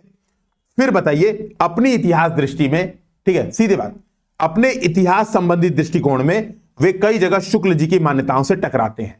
उदाहरण स्वरूप, फिर लिखिएगा उदाहरण स्वरूप जहां शुक्ल जी ने सिद्धनाथ और जैन साहित्य को सांप्रदायिक कहा था, वहीं आचार्य द्विवेदी के अनुसार यदि हम इस साहित्य को बाहर करेंगे या धार्मिक साहित्य को बाहर करेंगे, या फिर आप सीधे इस पॉइंट को जैसे मैं बता रहा हूं वैसे लिखिए। स्टेटमेंट मैं जो बोल रहा हूं वो सुन के वो लिखना है। आप क्या लिखेंगे? आप ये लिखेंगे, पहले हेडिंग डालेंगे या सब हेडिंग डालेंगे, साहित्य इतिहास संबंधी दृष्टिकोण। द्विवेदी जी का साहित्य इतिहास संबंधी दृष्टिकोण कुछ स्थानों पर शुक्ल जी से अलग है। क्यों? प्रश्न की डिमांड है साहित्य दृष्टि। याद है प्रश्न, वापिस देखो, हजारी प्रसाद द्विवेदी जी के साहित्य के इतिहास लेखन की दृष्टि, यह प्रश्न की बात कर रहा है। तो बताइए इतिहास लेखन की दृष्टि में, ऐसे ही इतिहास लेखन की दृष्टि में कई जगह शुक्ल जी की मान्यताओं से टकराए हैं। ये बार बार आप सोच रहे हो सर ये क्या करवा रहे हो इतिहास लेखन की दृष्टि। जब ये वर्ड बार बार यूज करते हो ना तो एग्जामिनर को लगता है हाँ आपको प्रश्न समझ में आया है। इतिहास लेखन की दृष्टि प्रश्न का मेन डिमांड था। जैसे ये जो आंसर यहां पर दिया हुआ है, इसमें आप पढ़ोगे आपको समझ भी नहीं आएगा कि ये इतिहास लेखन की दृष्टि लिख रहा है कि आचार्य। अब मान लो अगर प्रश्न में आ जाता आचार्य द्विवेदी के इतिहास लेखन की विशेषताएं बताएं, तो वो यही लिखता, कोई अंतर ही नहीं है। तो समझिएगा, इसीलिए ना ये जो लिंकिंग फ्रेज मैं बोल रहा हूं, इतिहास लेखन की दृष्टि, अपनी इतिहास लेखन की दृष्टि में आचार्य द्विवेदी जी ने यह किया। इतिहास लेखन की दृष्टि में आचार्य द्विवेदी कई जगह शुक्ल जी की मान्यताओं से टकराते हैं। उदाहरण स्वरूप जिस सिद्ध नाथ एवं जैन साहित्य को शुक्ल जी धार्मिक साहित्य करके बाहर कर देते हैं, धार्मिक साहित्य मानकर या सांप्रदायिक साहित्य मानकर उसे साहित्य से बाहर कर देते हैं, उसी साहित्य को आचार्य द्विवेदी के अनुसार यदि, ठीक है, आचार्य द्विवेदी के अनुसार यदि, है ना, क्योंकि क्या पता आपको स्टेटमेंट बोलना पड़ रहा है ना तो थोड़ा आगे पीछे होता है, लेकिन आप इसको अपनी भाषा में लिख सकते हैं।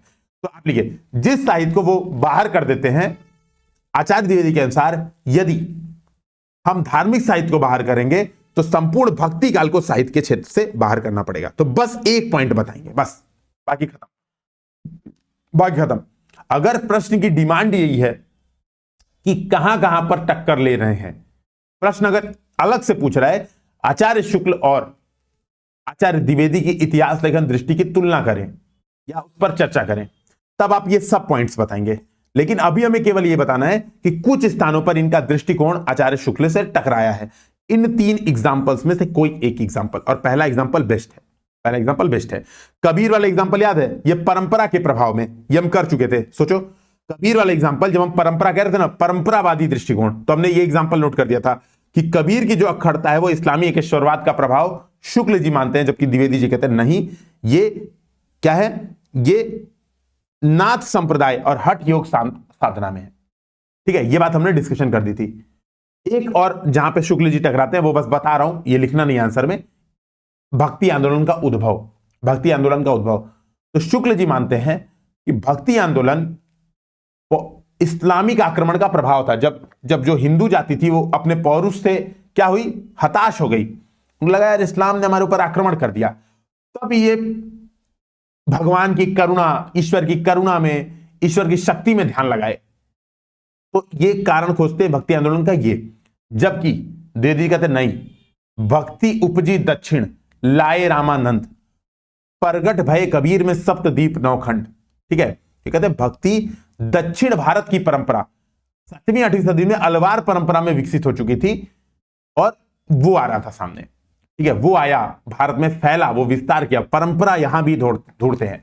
तो आप इन तीनों में से कोई एक एग्जांपल यूज कर सकते हैं अपने आंसर राइटिंग में। ठीक है, तीनों में से कोई भी एक एग्जांपल आंसर राइटिंग में यूज कर सकते हैं। तो दृष्टि आपने बता दिया, फिर आप क्या करेंगे, कंक्लूजन लिखेंगे। तो दृष्टि में सारे पॉइंट, 5-6 पॉइंट जो मैंने बताया वो लिख देना है, फिर कंक्लूजन लिखना है। अच्छा, ये नोट्स आप लोग को बनाते चलना है। मैं नोट्स है ना, जो आप नोट्स बनाइए प्रॉपर, जो मैं क्लास में बोला हूं, मैं लिटरली बता रहा हूं, इन नोट्स का आप यूज करोगे ना, एग्जाम में भरपूर नंबर मिलेगा। क्यों, मैं पॉइंट्स कटवा दे रहा हूं, एग्जैक्ट वही लिखवा रहा हूं जो प्रश्न में आपको लिखना है, और इनको आप थोड़ा रटोगे, थोड़ा समझोगे, थोड़ा याद करोगे, इवन अपना इनपुट नहीं दोगे, क्योंकि मैंने अपने इनपुट्स दे दिए हैं, मैंने लगभग आपको कंप्लीट कर दिया है। ठीक है, हिंदी लिटरेचर मैंने कंप्लीट करा दिया है। आप अपना इनपुट, आपको इससे एक्स्ट्रा पढ़ने की आपको जरूरत नहीं है हिंदी लिटरेचर। ठीक है, लेकिन यही चीज अगर आपने तैयार किया और एग्जाम में लिखे तो भर भर के नंबर ऐसे बरसेंगे। क्योंकि देखो, जब मैं पढ़ा रहा हूं तो कोई टीचर ये आपसे नहीं बताता है कि कबीर की काव्य भाषा पे प्रश्न आएगा तो ये ध्यान रखना, ये वाला स्टेटमेंट यूज करना है। कोई ये बात आपसे क्लास में नहीं बताता है। ठीक है, लेकिन मैं ये बात बता रहा हूं, मेरा पूरा फोकस है आपका आंसर राइटिंग कैसे सही हो, पूरा फोकस इस बात पे है, इस बात को ध्यान में रखिएगा। ठीक है, तो आपको क्या करना है, ये जो मैंने पॉइंट्स बताए वो लिखना है, फिर आपको लिखना है सीमाएं शॉर्ट में, बस। ठीक है, तो क्या सीमाएं लिखेंगे, लिखिए कि परंपरा पर अत्यधिक बल देने के कारण, ठीक है, तो ऐसे लिखिए, उपरोक्त इतिहास दृष्टि में कुछ सीमाएं भी परिलक्षित होती हैं, यथा परंपरा एवं समग्रता पर अति बल देने के कारण न केवल प्रत्यक्षवाद की अवहेलना हुई है, बल्कि दृष्टिकोण में वैज्ञानिकता का भी अभाव प्रतीत होता है। हालांकि आचार्य रामस्वरूप चतुर्वेदी ने, या रामस्वरूप चतुर्वेदी जी ने शुक्ल जी एवं द्विवेदी जी के, या फिर लिखे द्विवेदी जी एवं शुक्ल जी, क्योंकि प्रश्न द्विवेदी जी पे था ना, तो द्विवेदी जी एवं शुक्ल जी की पूरकता को पहचाना, द्विवेदी जी और शुक्ल जी की पूरकता को पहचाना और एक संश्लेषित इतिहास दृष्टि प्रस्तुत की जो कि सर्वमान्य है, ऐसा लिख दीजिए, जो कि सर्वमान्य, बस। ठीक है, सिंपल सी बात है। तो ये आपको बात करनी है कंक्लूजन में। ठीक है, ये बात आपको कंक्लूजन में करनी है। नेक्स्ट क्वेश्चन हम करेंगे ये, जो टॉपर्स की कॉपी से, मैंने कहा था टॉपर्स की कॉपी भी करवाऊंगा, तो टॉपर की कॉपी पे क्या था, कहां गया क्वेश्चन में, अब ना मिली मान ला। जैसा बड़ा लोड है, इतनी फाइल्स डाउनलोड करनी पड़ती है मुझे आप लोगों को पढ़ाने के लिए कि मुझे खोजते खोजते हालत खराब हो जाती है। लेकिन बजरंग बली का नाम लूंगा और एक कॉपी खोलूंगा, यहां पर मिल गई तो ठीक। मैंने मतलब पूरे दुनिया का मटेरियल आपके लिए पढ़ रखा है, मैं लिटरली बता रहा हूं, इतना मैं खुद की पढ़ाई के लिए मेहनत नहीं करता हूं। आप देखोगे दृष्टि का एक भी मटेरियल ऐसा नहीं है जो मैंने नहीं पढ़ा है। ठीक है, तो सारा पूरी दुनिया का मटेरियल खोज के पढ़ा है और वो आपको प्रोवाइड यहां पे करा रहा हूं कि बस दो भाई, कमाल हो जाएगा। ठीक है, तो यार ये नहीं मिला, इसमें मिल जाए बजरंगबली जय, मिल गया। ठीक है, तो ये हमारा क्वेश्चन है। नेक्स्ट क्वेश्चन, ये रामस्वरूप चतुर्वेदी की साहित्य इतिहास लेखन की विशेषताएं, ये हमारा नेक्स्ट क्वेश्चन है। ठीक है, तो मैं शॉर्ट में आपको रामस्वरूप चतुर्वेदी जी के साहित्य इतिहास लेखन की विशेषताएं बता देता हूं।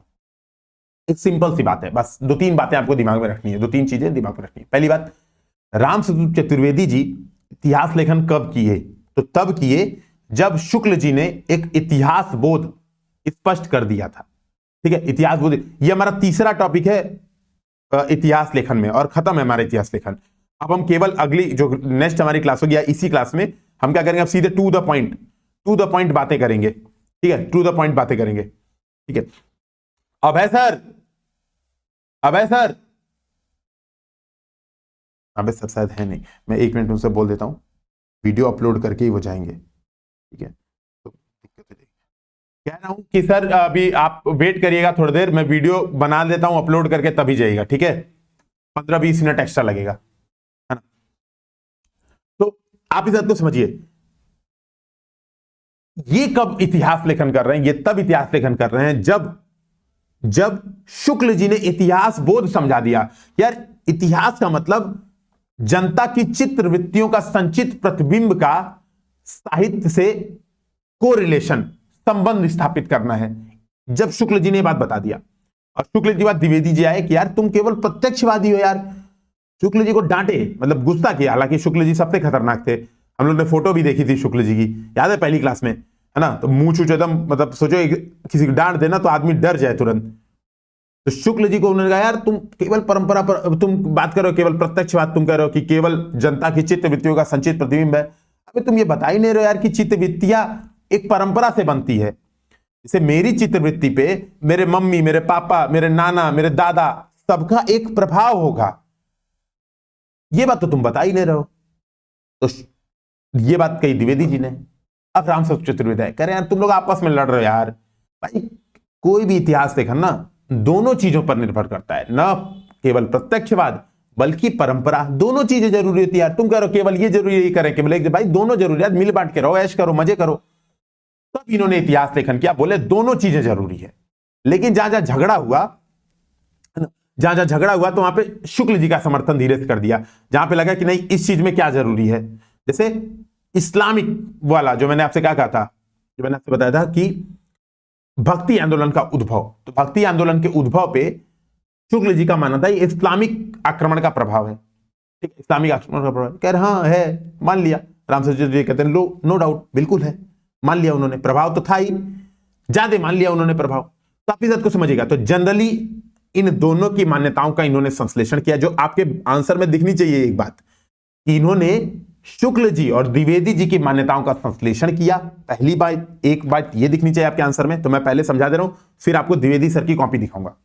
तो पहली बात संश्लेषण किया, दूसरी बात जहां टकराहट हुई दोनों में, जहां दोनों में टकराहट हुई वहां शुक्ल जी का समर्थन करते हुए प्रतीत होते हैं, ये लिखना है। करते हैं, कभी भी हिंदी लिटरेचर में ऐसा स्टेटमेंट नहीं देना है। दूसरी बात आंसर राइटिंग पे ध्यान रखना है, ये एग्जैक्ट ऐसा कर दिया इन्होंने एकदम एग्जैक्ट ऐसा कर दिया, जब तक कि आप श्योर नहीं होता आप लिखो करते प्रतीत होते हैं। फिर तीसरी बात जो दिखनी चाहिए, कुछ जगह नवीन मान्यताएं भी हैं, ऐसा नहीं है कि केवल इन्होंने का संश्लेषण करके छाप दिया है। तो तीसरा पॉइंट देखना चाहिए कि नवीनता भी है इनके इतिहास लेखन की विशेषता। एक प्रमुख विशेषता यह भी है, इतिहास लेखन में इन्होंने संश्लेषण ही नहीं किया, नवीनता भी लाई।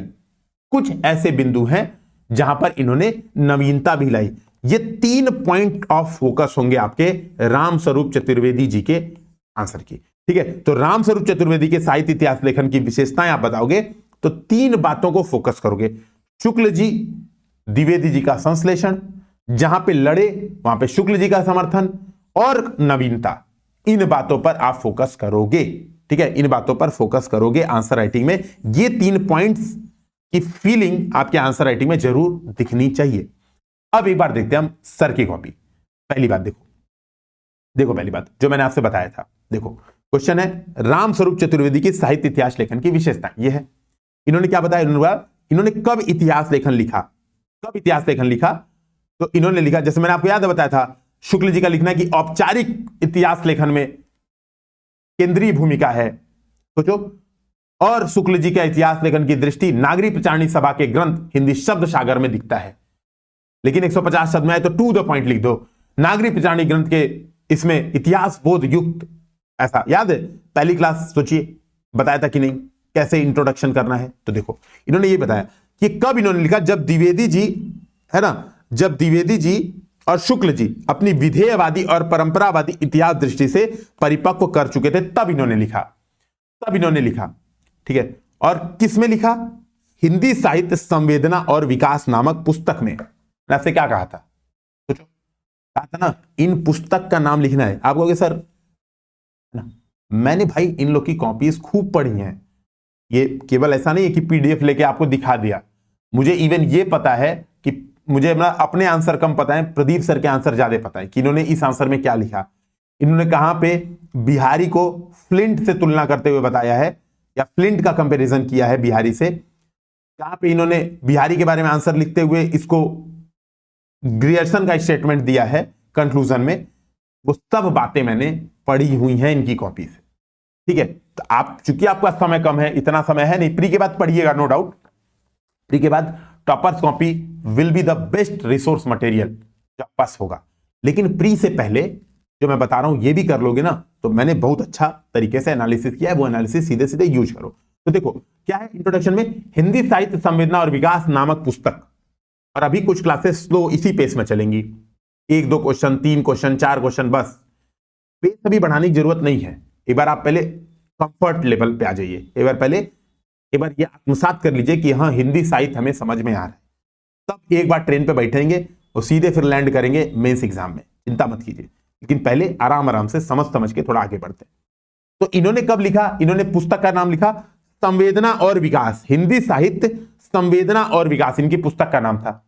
और इन्होंने स्पष्ट किया कि परंपरा और वैज्ञानिकता अलग नहीं बल्कि एक है। तो मैंने पहला पॉइंट क्या बताया था? संश्लेषण किया। तो परंपरा के विकास से ही जनता की चित्तवृत्तियां निर्मित होती हैं। नई बात कहा, यानी इन्होंने क्या किया? संश्लेषण। मैंने कहा था एक पैराग्राफ, मैंने क्या समझाया अभी, एक पैराग्राफ आपको इस बात पे बताना है कि संश्लेषण किया है। ठीक है, संश्लेषण किया है। फिर मैंने कहा था दूसरा पैराग्राफ क्या बताना है? कई जगह उन्होंने आचार्य शुक्ल के सिद्धांतों यथा भक्ति आंदोलन में इस्लाम के प्रभाव का समर्थन किया, तो कई जगह पर उसमें संशोधन भी किया। उदाहरण के तौर पे कबीर की भाषा के संदर्भ में। तो जहां पे टकराव हुआ आचार्य द्विवेदी आचार्य शुक्ल में, दूसरा पॉइंट बताया था, वहां पे इन्होंने क्या किया? आचार्य शुक्ल का समर्थन किया, कहीं कहीं पर उन्होंने चेंज भी कर दिया। ठीक है, फिर ये बात है। फिर उन्होंने नया क्या किया? तो नया क्या? समकालीन लेखकों को भी पर्याप्त महत्व दिया इन्होंने, है ना, समकालीन लेखकों पर दिया। फिर काल विभाजन के संदर्भ में इनकी विशेषता इन्होंने बता दी, और विभिन्न दृष्टिकोण और संश्लिष्ट इतिहास उत्पन्न होता है। अभी एक चीजें छूट रही है। क्या चीज छूट रही है? जो मैंने आपको बताया था, मैंने आपको क्या बताया था? पहला शुक्ल जी और इसका संश्लेषण दृष्टिकोण। ठीक है, दूसरा मैंने क्या बताया था? जहां पे लड़ाई हो रही है वहां पर। और तीसरा नयापन। तो तीसरा इन्होंने नयापन दिखाया है कि समकालीन लेखकों पर भी महत्व दे रहे हैं। काल विभाजन में मत उनका भक्ति काल सिद्ध साहित्य इसमें विभाजित करता है, उन्होंने ये बात बताई है संश्लिष्ट दृष्टि। यहां पे कुछ पॉइंट्स और आपको लिखने हैं, है ना, कुछ पॉइंट्स और लिखने हैं। क्यों लिखने हैं? उसका कारण ये है, ये देखो आपको समझ में आएगा ग्रेजुअली इंप्रूवमेंट कैसे होता है। ये जो इनकी कॉपी है ये हिंदी लिटरेचर टेस्ट 1 है। आप कहोगे सर प्रदीप जी सर ऐसा आंसर लिखे हैं, इसमें तो बहुत इंप्रूवमेंट की जरूरत है सर अभी, है ना। ये दिख रहा होगा आपको, प्री के बाद 6वां महीना 19 तारीख, जनवरी फरवरी मार्च अप्रैल मई जून, 19 जून को इन्होंने पहला टेस्ट लिखा हुआ है। एग्जाम कब होता है? सितंबर अक्टूबर में। ये व्यक्ति अभी इंप्रूवमेंट के प्रोसेस में है। ये मत सोचना इनकी ये बेस्ट कॉपी है, इनकी बेस्ट कॉपी हम लोग दिखेंगे लास्ट में। ये व्यक्ति अभी इंप्रूवमेंट के प्रोसेस में है, लेकिन स्ट्रक्चरिंग समझ में आ गई। स्ट्रक्चरिंग क्या वही है, बस चूंकि क्या होता है जब आप नए नए अभी आप पढ़ रहे हो, आप लोग भी हल्ला करते हो ना, इसीलिए जब टॉपर्स की कॉपी पढ़ता हूं मैं तो पूरी साइकोलॉजी मैं इतना दिमाग लगा रहा हूं ना, लिटरली मैं बता रहा हूं। मतलब आप खुद पढ़ के देखिएगा, अपनी पढ़ाई खुद कर लेता हूं ताकि मुझे मोटिवेशन मिलता रहे, क्योंकि आप लोग तो करते हो नहीं, है ना, तो मुझे मोटिवेशन मिलता रहे, इसलिए अपनी पढ़ाई खुद कर लेता हूं। इतना ज्यादा दिमाग कोई नहीं लगाता है कभी टॉपर्स कॉपी पढ़ने पे। कब लिखा होगा, लास्ट कॉपी इन्होंने कब लिखी, पहली और लास्ट कॉपी के कंटेंट में क्या अंतर है, स्ट्रक्चरिंग में क्या अंतर है, और क्या एक नॉर्मल बच्चा ऐसा आंसर राइटिंग कर सकता है, तो आपको समझ में आएगा। हम भी स्टार्ट यहीं से करते हैं, बस हम क्या करते हैं बीच में थक जाते हैं, रास्ता चेंज कर देते हैं, जो कि हमें नहीं करना चाहिए। हम डर जाते हैं। पहले दिन आंसर राइटिंग गौरव सर ने क्लास ली, पहले दिन लोग पगला गए एकदम, है ना, blue pen, black pen, red pen, green pen से लिख लिख के आंसर भेज रहे हैं। सर ये एग्जाम्पल कैसे ऐड करेंगे, सर इसमें ये एग्जाम्पल कैसे ऐड करेंगे, सर भाई धैर्य धैर्य रखना बहुत जरूरी है। आप खुद देखिए, पहले दिन आंसर राइटिंग जो आपने किया है वो आपने बहुत अच्छा कर दिया है। पहले दिन अपना बेस्ट नहीं देना होता है। एग्जाम में एक नॉलेज कर्व होता है, इसको याद रखो। ये कर्व नॉलेज कर्व होता है, समय और परिमाण, ये नॉलेज कर्व होता है। ये जो परिमाण है ये पीक पर कब पहुंचना चाहिए? ये समय होना चाहिए एग्जाम का दिन। उसके बाद नॉलेज घट जाए, उसके पहले कम रहे, कोई फर्क नहीं पड़ता। एग्जाम के दिन पर आपकी परफॉर्मेंस पीक होनी चाहिए, तो आपका सिलेक्शन श्योर हो जाएगा। जिस तरीके से बता रहा हूं, जितने टॉपिक यहां पे डिस्कशन करूंगा, पढ़ेंगे, सिलेक्शन कोई रोक नहीं सकता अगर आंसर राइटिंग में उन बातों को आपने उतारा। भाई सुनोगे नहीं मेरी बात, करोगे अपनी मन की। मैं रोज समझा रहा हूं कि अभी नहीं परेशान होना आंसर राइटिंग कर करके, 2 दिन में ही नहीं पगला जाना है कि देखो सर मैं इतना बढ़िया आंसर राइटिंग कर लेती हूं, इतना शानदार आंसर राइटिंग। अभी इंप्रेस करने की कोशिश नहीं करनी है। तब मजा आएगा जब आप यूपीएससी के क्वेश्चन लिखने लगोगे खुद से। क्वेश्चन देखा, अरे यार क्या फालतू का क्वेश्चन पूछा, लो कर दिया। तो समझिएगा 3 पॉइंट जो मैंने बताए थे वो 3 पॉइंट आप देखो इन्होंने। लेकिन इनका क्या है, जब हम पढ़ाई करते हैं ना तो हम स्ट्रक्चर पे फोकस कर लेते हैं। कहां गई कॉपियां?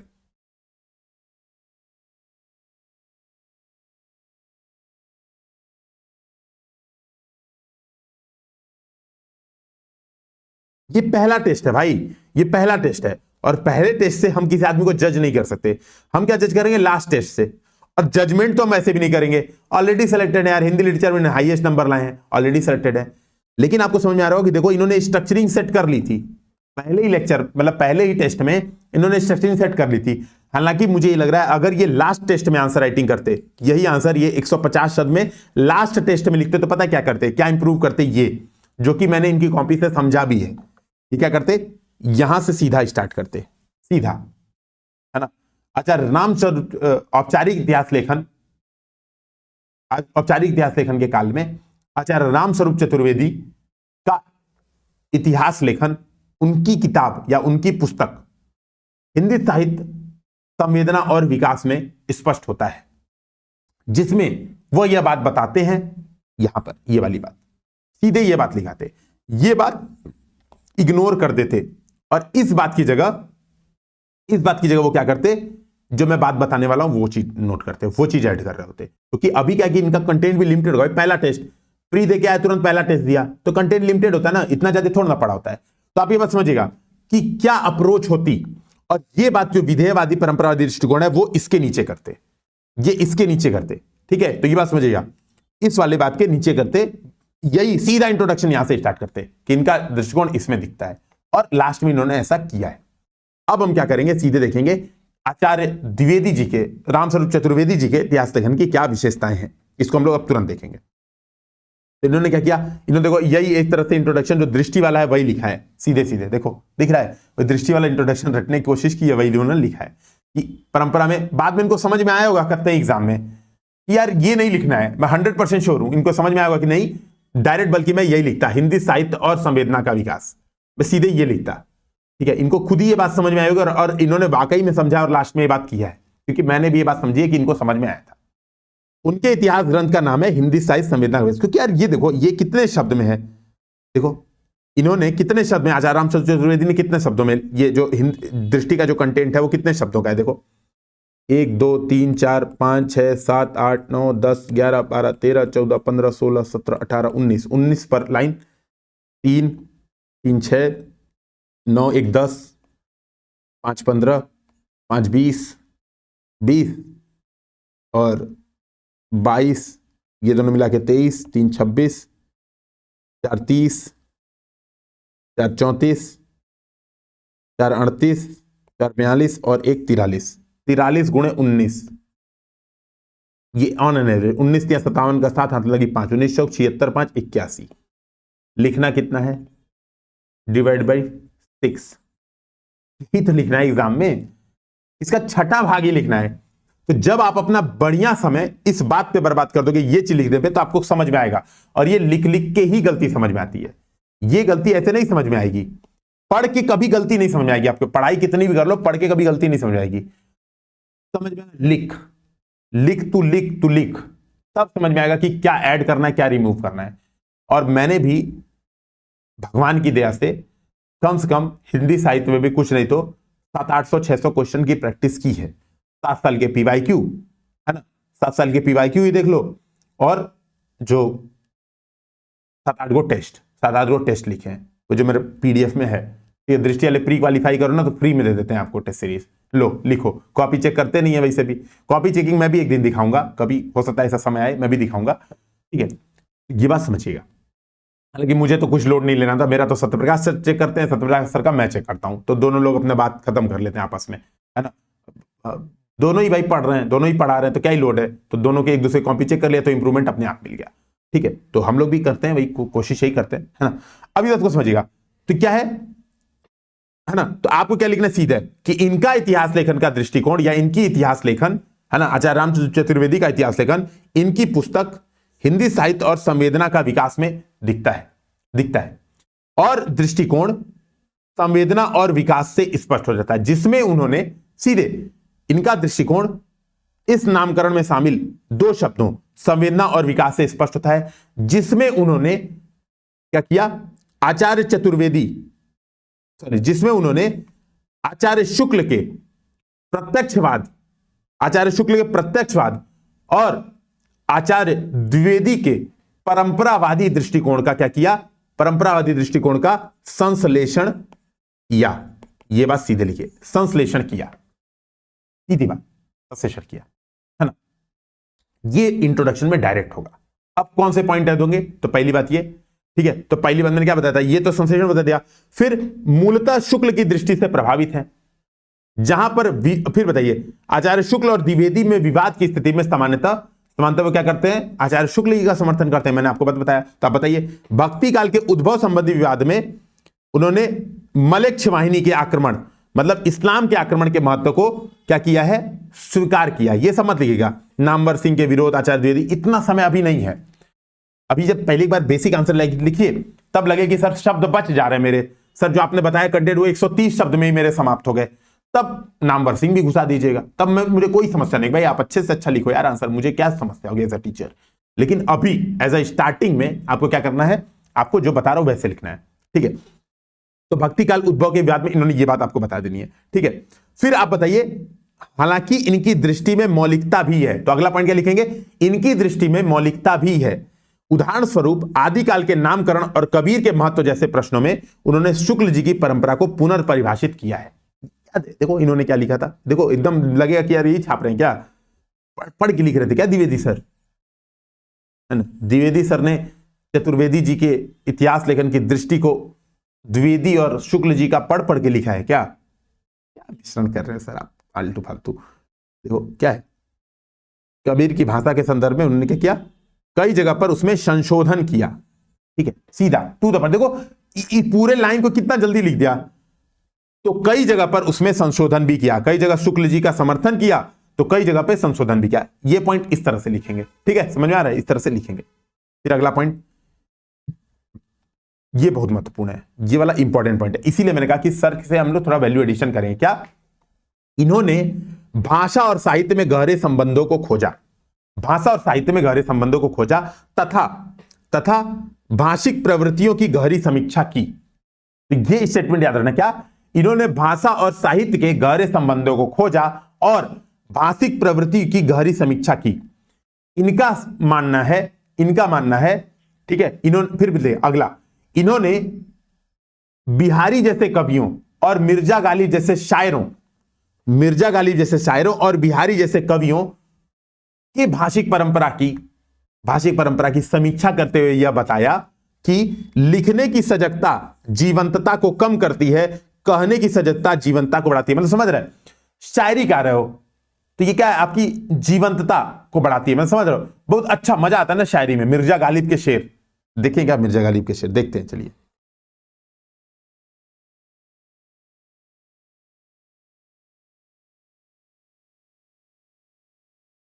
दस मशहूर शेर देखते हैं। रगों में दौड़ने फिरने के हम नहीं कायल, जब आंख ही से न टपका तो फिर लहू क्या है। सोच रहे क्या, थोड़ा सा जीवंतता नहीं लग रहा है कि यार क्या बात है, मतलब बात ही क्या दी, रगों में दौड़ते फिरने के हम नहीं कायल। रगों में दौड़ने के हम कायल नहीं है। लहू, हम ये नहीं मानते कि लहू रगों में दौड़ता है तो उसको लहू कहते हैं।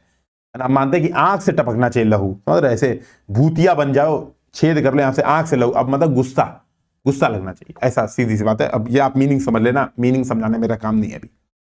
तो ये जीवंतता है ज्यादा। बिहारी क्या कर रहे हैं? बिहारी लिख रहे हैं, बिहारी लिख रहे हैं, ये कह रहे हैं, तो कह रहे कहने की सहजता, ठीक है, कहने की सहजता जीवंतता को बढ़ा रही है, लिखने की सहजता जीवंतता को कम करती है। तो इन्होंने इन दोनों की तुलना की, ये इंपॉर्टेंट पॉइंट है विशेषता में, क्योंकि इनकी विशेषता है भाई ये, इन्होंने भाषा और साहित्य में गहरे संबंधों की खोज की है। तो आप ये भी सीधे सीधे कर सकते हैं, आप क्या कर सकते हो, ये भी सीधे सीधे कर सकते हो। इन्होंने भाषा और साहित्य में गहरे संबंधों की खोज की है, ठीक है, और भाषिक प्रवृत्तियों की गहरी समीक्षा की है। उदाहरण स्वरूप इन्होंने बिहारी जैसे कवियों के दोहा लेखन और मिर्जा गालिब जैसे शायरों के शायरी लेखन की तुलना करते हुए कहा कि लिखने की सजगता जीवंतता को कम करती है, कहने की सहजता जीवंतता को बढ़ाती है। तो ये इंपॉर्टेंट पॉइंट है, ये इंपॉर्टेंट पॉइंट है। फिर अगला इंपॉर्टेंट पॉइंट है साहित्य और अन्य कलाओं, साहित्य और अन्य कलाओं की भी इन्होंने तुलना की। उदाहरण रीतिकालीन कविता और ललित कलाओं के विकास को एक सूत्र में बांधा, सीधा। फिर देखिए अगला पॉइंट क्या लिखेंगे, साहित्य और अन्य कलाओं की भी इन्होंने तुलना की। उदाहरण रीतिकालीन कविता और समस्त ललित कलाओं के विकास को एक सूत्र में बांधा। याद है रीतिकालीन में बिहारी कहते हैं तंत्री नाद कवित्र सरस राग रतिरंगा, अन बूढ़े बूढ़े तिरे जे बूढ़े सब अंगा। अंगा मतलब अंगा, अंगा आ नहीं लास्ट में, अंग है और अंग है, मतलब है ना, रंग और अंग है। मैं याद करने का मेरा तरीका होता है कि मैं कुछ ऐसे राइमिंग सेट करने की कोशिश करता हूं, ठीक है, मेरा तरीका, लेकिन मैंने ये समझिए। तो क्या इन्होंने ये बात भी लिखी, ये भी इंपॉर्टेंट है, आपके आंसर में ये भी पॉइंट दिखनी चाहिए। और लास्ट बात ये है, लास्ट बात ये है साहित्य, जो लास्ट बात क्या है, साहित्यिक विधाओं के प्रकृति के गहरे अंतरों के भी, ठीक है, गहरे अंतरों की भी पहचान की। साहित्यिक विधाओं की प्रकृति के गहरे अंतरों की भी पहचान की, मतलब गद्य और पद, ठीक है, गद्य और पद। तो आप ये भी कह सकते हैं, या फिर सीधे आप कह सकते हैं, है ना, सीधे कह सकते हैं कविता और गद्य का बाहरी रूप उनकी आंतरिक प्रकृति से निर्धारित होता है। ये स्टेटमेंट चाहे तो याद कर सकते हैं, ठीक है। तो साहित्यिक विधाओं के मध्य भी तुलना की, साहित्यिक विद्या मतलब गद्य एवं पद, तो साहित्यिक विद्याओं में भी तुलना की। और अज्ञेय के उदाहरण से उन्होंने बताया, ठीक है, अज्ञेय के उदाहरण से उन्होंने बताया कि क्या लिखा, देखो अज्ञेय का गद्य, ये लिखिएगा, अज्ञेय का गद्य ठोस चिंतन से बना है, जबकि उनकी कविता अनुभूतियों से पैदा हुई है। इसीलिए गद्य की भाषा क्या है, इसीलिए गद्य की भाषा क्या है, तत्समी है। क्यों? क्योंकि चिंतन है, इसमें बहुत ज्यादा चिंतन करो। जब आप चिंतन करोगे ना, सोचोगे, तो आपकी भाषा तत्समी हो जाएगी। लेकिन जब आप कविता कहोगे, जब आपकी अनुभूति आएगी, अंदर से जो आवाज आएगी, जो दिल की आवाज आएगी, तो वो क्या होगी, वो आपकी तद्भवी हो जाएगी, क्योंकि भाव आ रहे हैं। तो भाव तत्सम तद्भव सोच के नहीं आ रहे हैं। जब आप सोच के लिखोगे, सोच के लिखोगे, जैसे अज्ञेय की दो चीजें आप पढ़ना, दो चीजों का सेम है, एक अज्ञेय का निबंध है संवत्सर, ठीक है, एक अज्ञेय का निबंध है संवत्सर, उसकी भाषा शैली देखना, एकदम तत्समी भाषा शैली दिखेगी। और अज्ञेय का जो कविताएं हैं, ठीक है, अज्ञेय की कविताएं, जैसे हम नदी के द्वीप हैं, नदी हमें बहाती नहीं है, पता नहीं क्या क्या करती है, नदी हमें काटती नहीं है, हम बहते नहीं है, बहते नहीं रहना, जो भी अंटपंट जो भी लिखा उन्होंने, दोनों की तुलना करेंगे तो देखेंगे ये अंतर दिखेगा। और ये इन्होंने बात कही। तो जो एक इंपॉर्टेंट जो ये पॉइंट भी आपके आंसर में दिखना चाहिए, वो क्या है, ठीक है, वो क्या है कि क्या उन्होंने बताया, साहित्यिक विद्याओं की प्रकृति के गहरे अंतरों की भी इन्होंने पहचान की, ठीक है, गहरे अंतरों की भी पहचान की। और उन्होंने अज्ञेय का उदाहरण दिया। अज्ञेय के उदाहरण से उन्होंने बताया कि जहां गद्य की भाषा बेहद तत्समी है, जबकि कविता की भाषा तद्भवी है। इसका मूल कारण है अज्ञेय का गद्य, या फिर ऐसे सीधे इस बातों को ऐसे लिखो जो मैं बता रहा हूं उस तरीके से लिखो। अज्ञेय के गद्य की भाषा तत्समी है, जो कि ठोस चिंतन से बनी है, जबकि कविता की भाषा तद्भवी है, जो कि गहरी अनुभूतियों से पैदा हुई है। यहां पर ये एग्जाम्पल लिख दीजिएगा। अब ये कैसे एग्जाम्पल लिखेंगे, ये एग्जाम्पल ऐसे लिखेंगे, इतना वेदना में एक शक्ति है जो दृष्टि देती है, ठीक है, ये लिखो ऐसे, वेदना में एक शक्ति है जो दृष्टि देती है, डॉट डॉट डॉट, वही दृष्टा हो सकता है। या फिर छोड़ दो बस, वेदना में एक शक्ति है जो दृष्टि देती है, फिर लिख दो डॉट डॉट डॉट, ऐसे बना लो, बस खत्म, ये कर लो।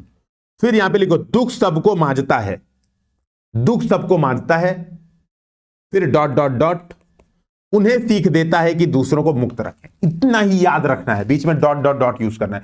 कई लोग आपकी कॉपी में भी ना सेम इतना ही लिखोगे एग्जाम्पल, दुख सबको मांसता है डॉट डॉट डॉट, दूसरों को मुक्त रखे, बस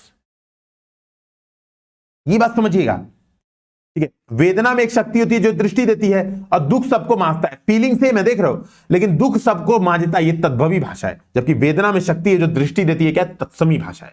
तो ये बात आपको लिखनी है, और ये बात एग्जाम्पल समझाना है। तो इतने से ही एग्जाम्पल में समझ जाएगा पूरा क्यों लिखना है, पूरा शब्द क्यों बर्बाद करना है। जैसे कई लोग जो एग्जाम्पल्स के नोट्स बनाते हैं पूरा लिख देते हैं, ये बचना है।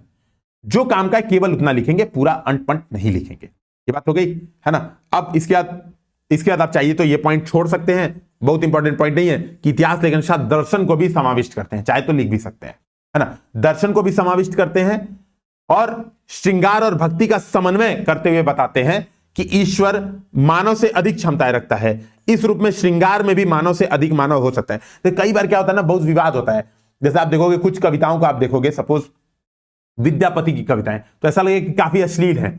ईश्वर के संबंधों को, है ना, ईश्वर के संबंधों को या राधा कृष्ण के संबंधों को कई कविताओं में ऐसे प्रस्तुत किया गया है कि एकदम जैसे आप समझ लो, मतलब ऐसे समझ लो कि जैसे पोर्न स्टोरीज चल रही हैं, ऐसे समझ लो, है ना, जो XXX मूवीज होती हैं वो चल रही हैं, ये समझ लो। कई जगह ऐसा है, मैंने ऐसा पढ़ा नहीं है, मैंने ऐसा सुना है, मैंने पढ़ा नहीं है, इतना मेरे पास समय नहीं कि मैं भी गीत गोविंद, मैंने ऐसा सुना है कि गीत गोविंद में काफी अश्लील भाषा शैली का प्रयोग हुआ है।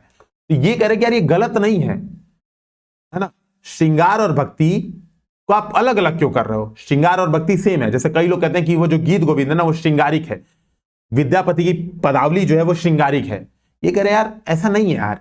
ईश्वर ये बताओ, जब मानव से हर चीज में अधिक ताकतवर है, हर चीज में अधिक धूम मचा रहा है, तो जो रोमांस है उसमें भी सबसे बड़ा ईश्वर होगा, तो रोमांस में काहे कम करके देख रहे हो। तो भक्ति सबकी करो ना, ईश्वर के रोमांस की भी भक्ति करो। कृष्ण रोमांस कर रहे हो, उसको गलत क्यों मान रहे हो। तो ये इन्होंने बात बताई। तो भक्ति और श्रृंगार के समन्वय के अंतर विरोध को इन्होंने सुलझाया। तो आप ये बात बता सकते हैं, ठीक है। तो भक्ति और श्रृंगार के समन्वय के अंतर विरोध को इन्होंने सुलझाया, ये बात आप कह सकते हैं। फिर लास्ट क्या लिख सकते हैं, यह कहा जा सकता है, निष्कर्ष लिखिए, यह कहा जा सकता है इन्होंने इतिहास लेखन को नया एवं बेहतर दृष्टिकोण दिया, ठीक है। और यहां पर इन्होंने क्या किया, इन्होंने शुक्ल जी के युगीन दृष्टिकोण और परंपरावादी दृष्टिकोण का संश्लेषण सफलतापूर्वक किया।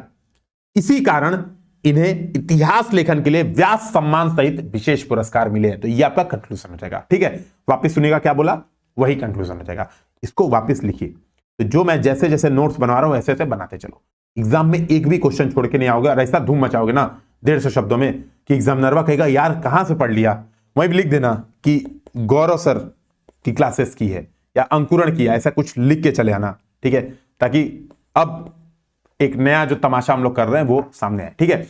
टॉपर्स की कॉपी आपको दिखाइए, ध्यान में रखे, बहुत महत्वपूर्ण है टॉपर्स की कॉपी से सीखना। फिर हम लोग मिलते हैं नेक्स्ट क्लास में। अब नेक्स्ट क्लास में सीधे रटेंगे, कुछ समझने वाला ही नहीं, 5 क्वेश्चन देंगे, सीधे आप लोग लिखोगे, बात खत्म। जय हिंद, जय भारत।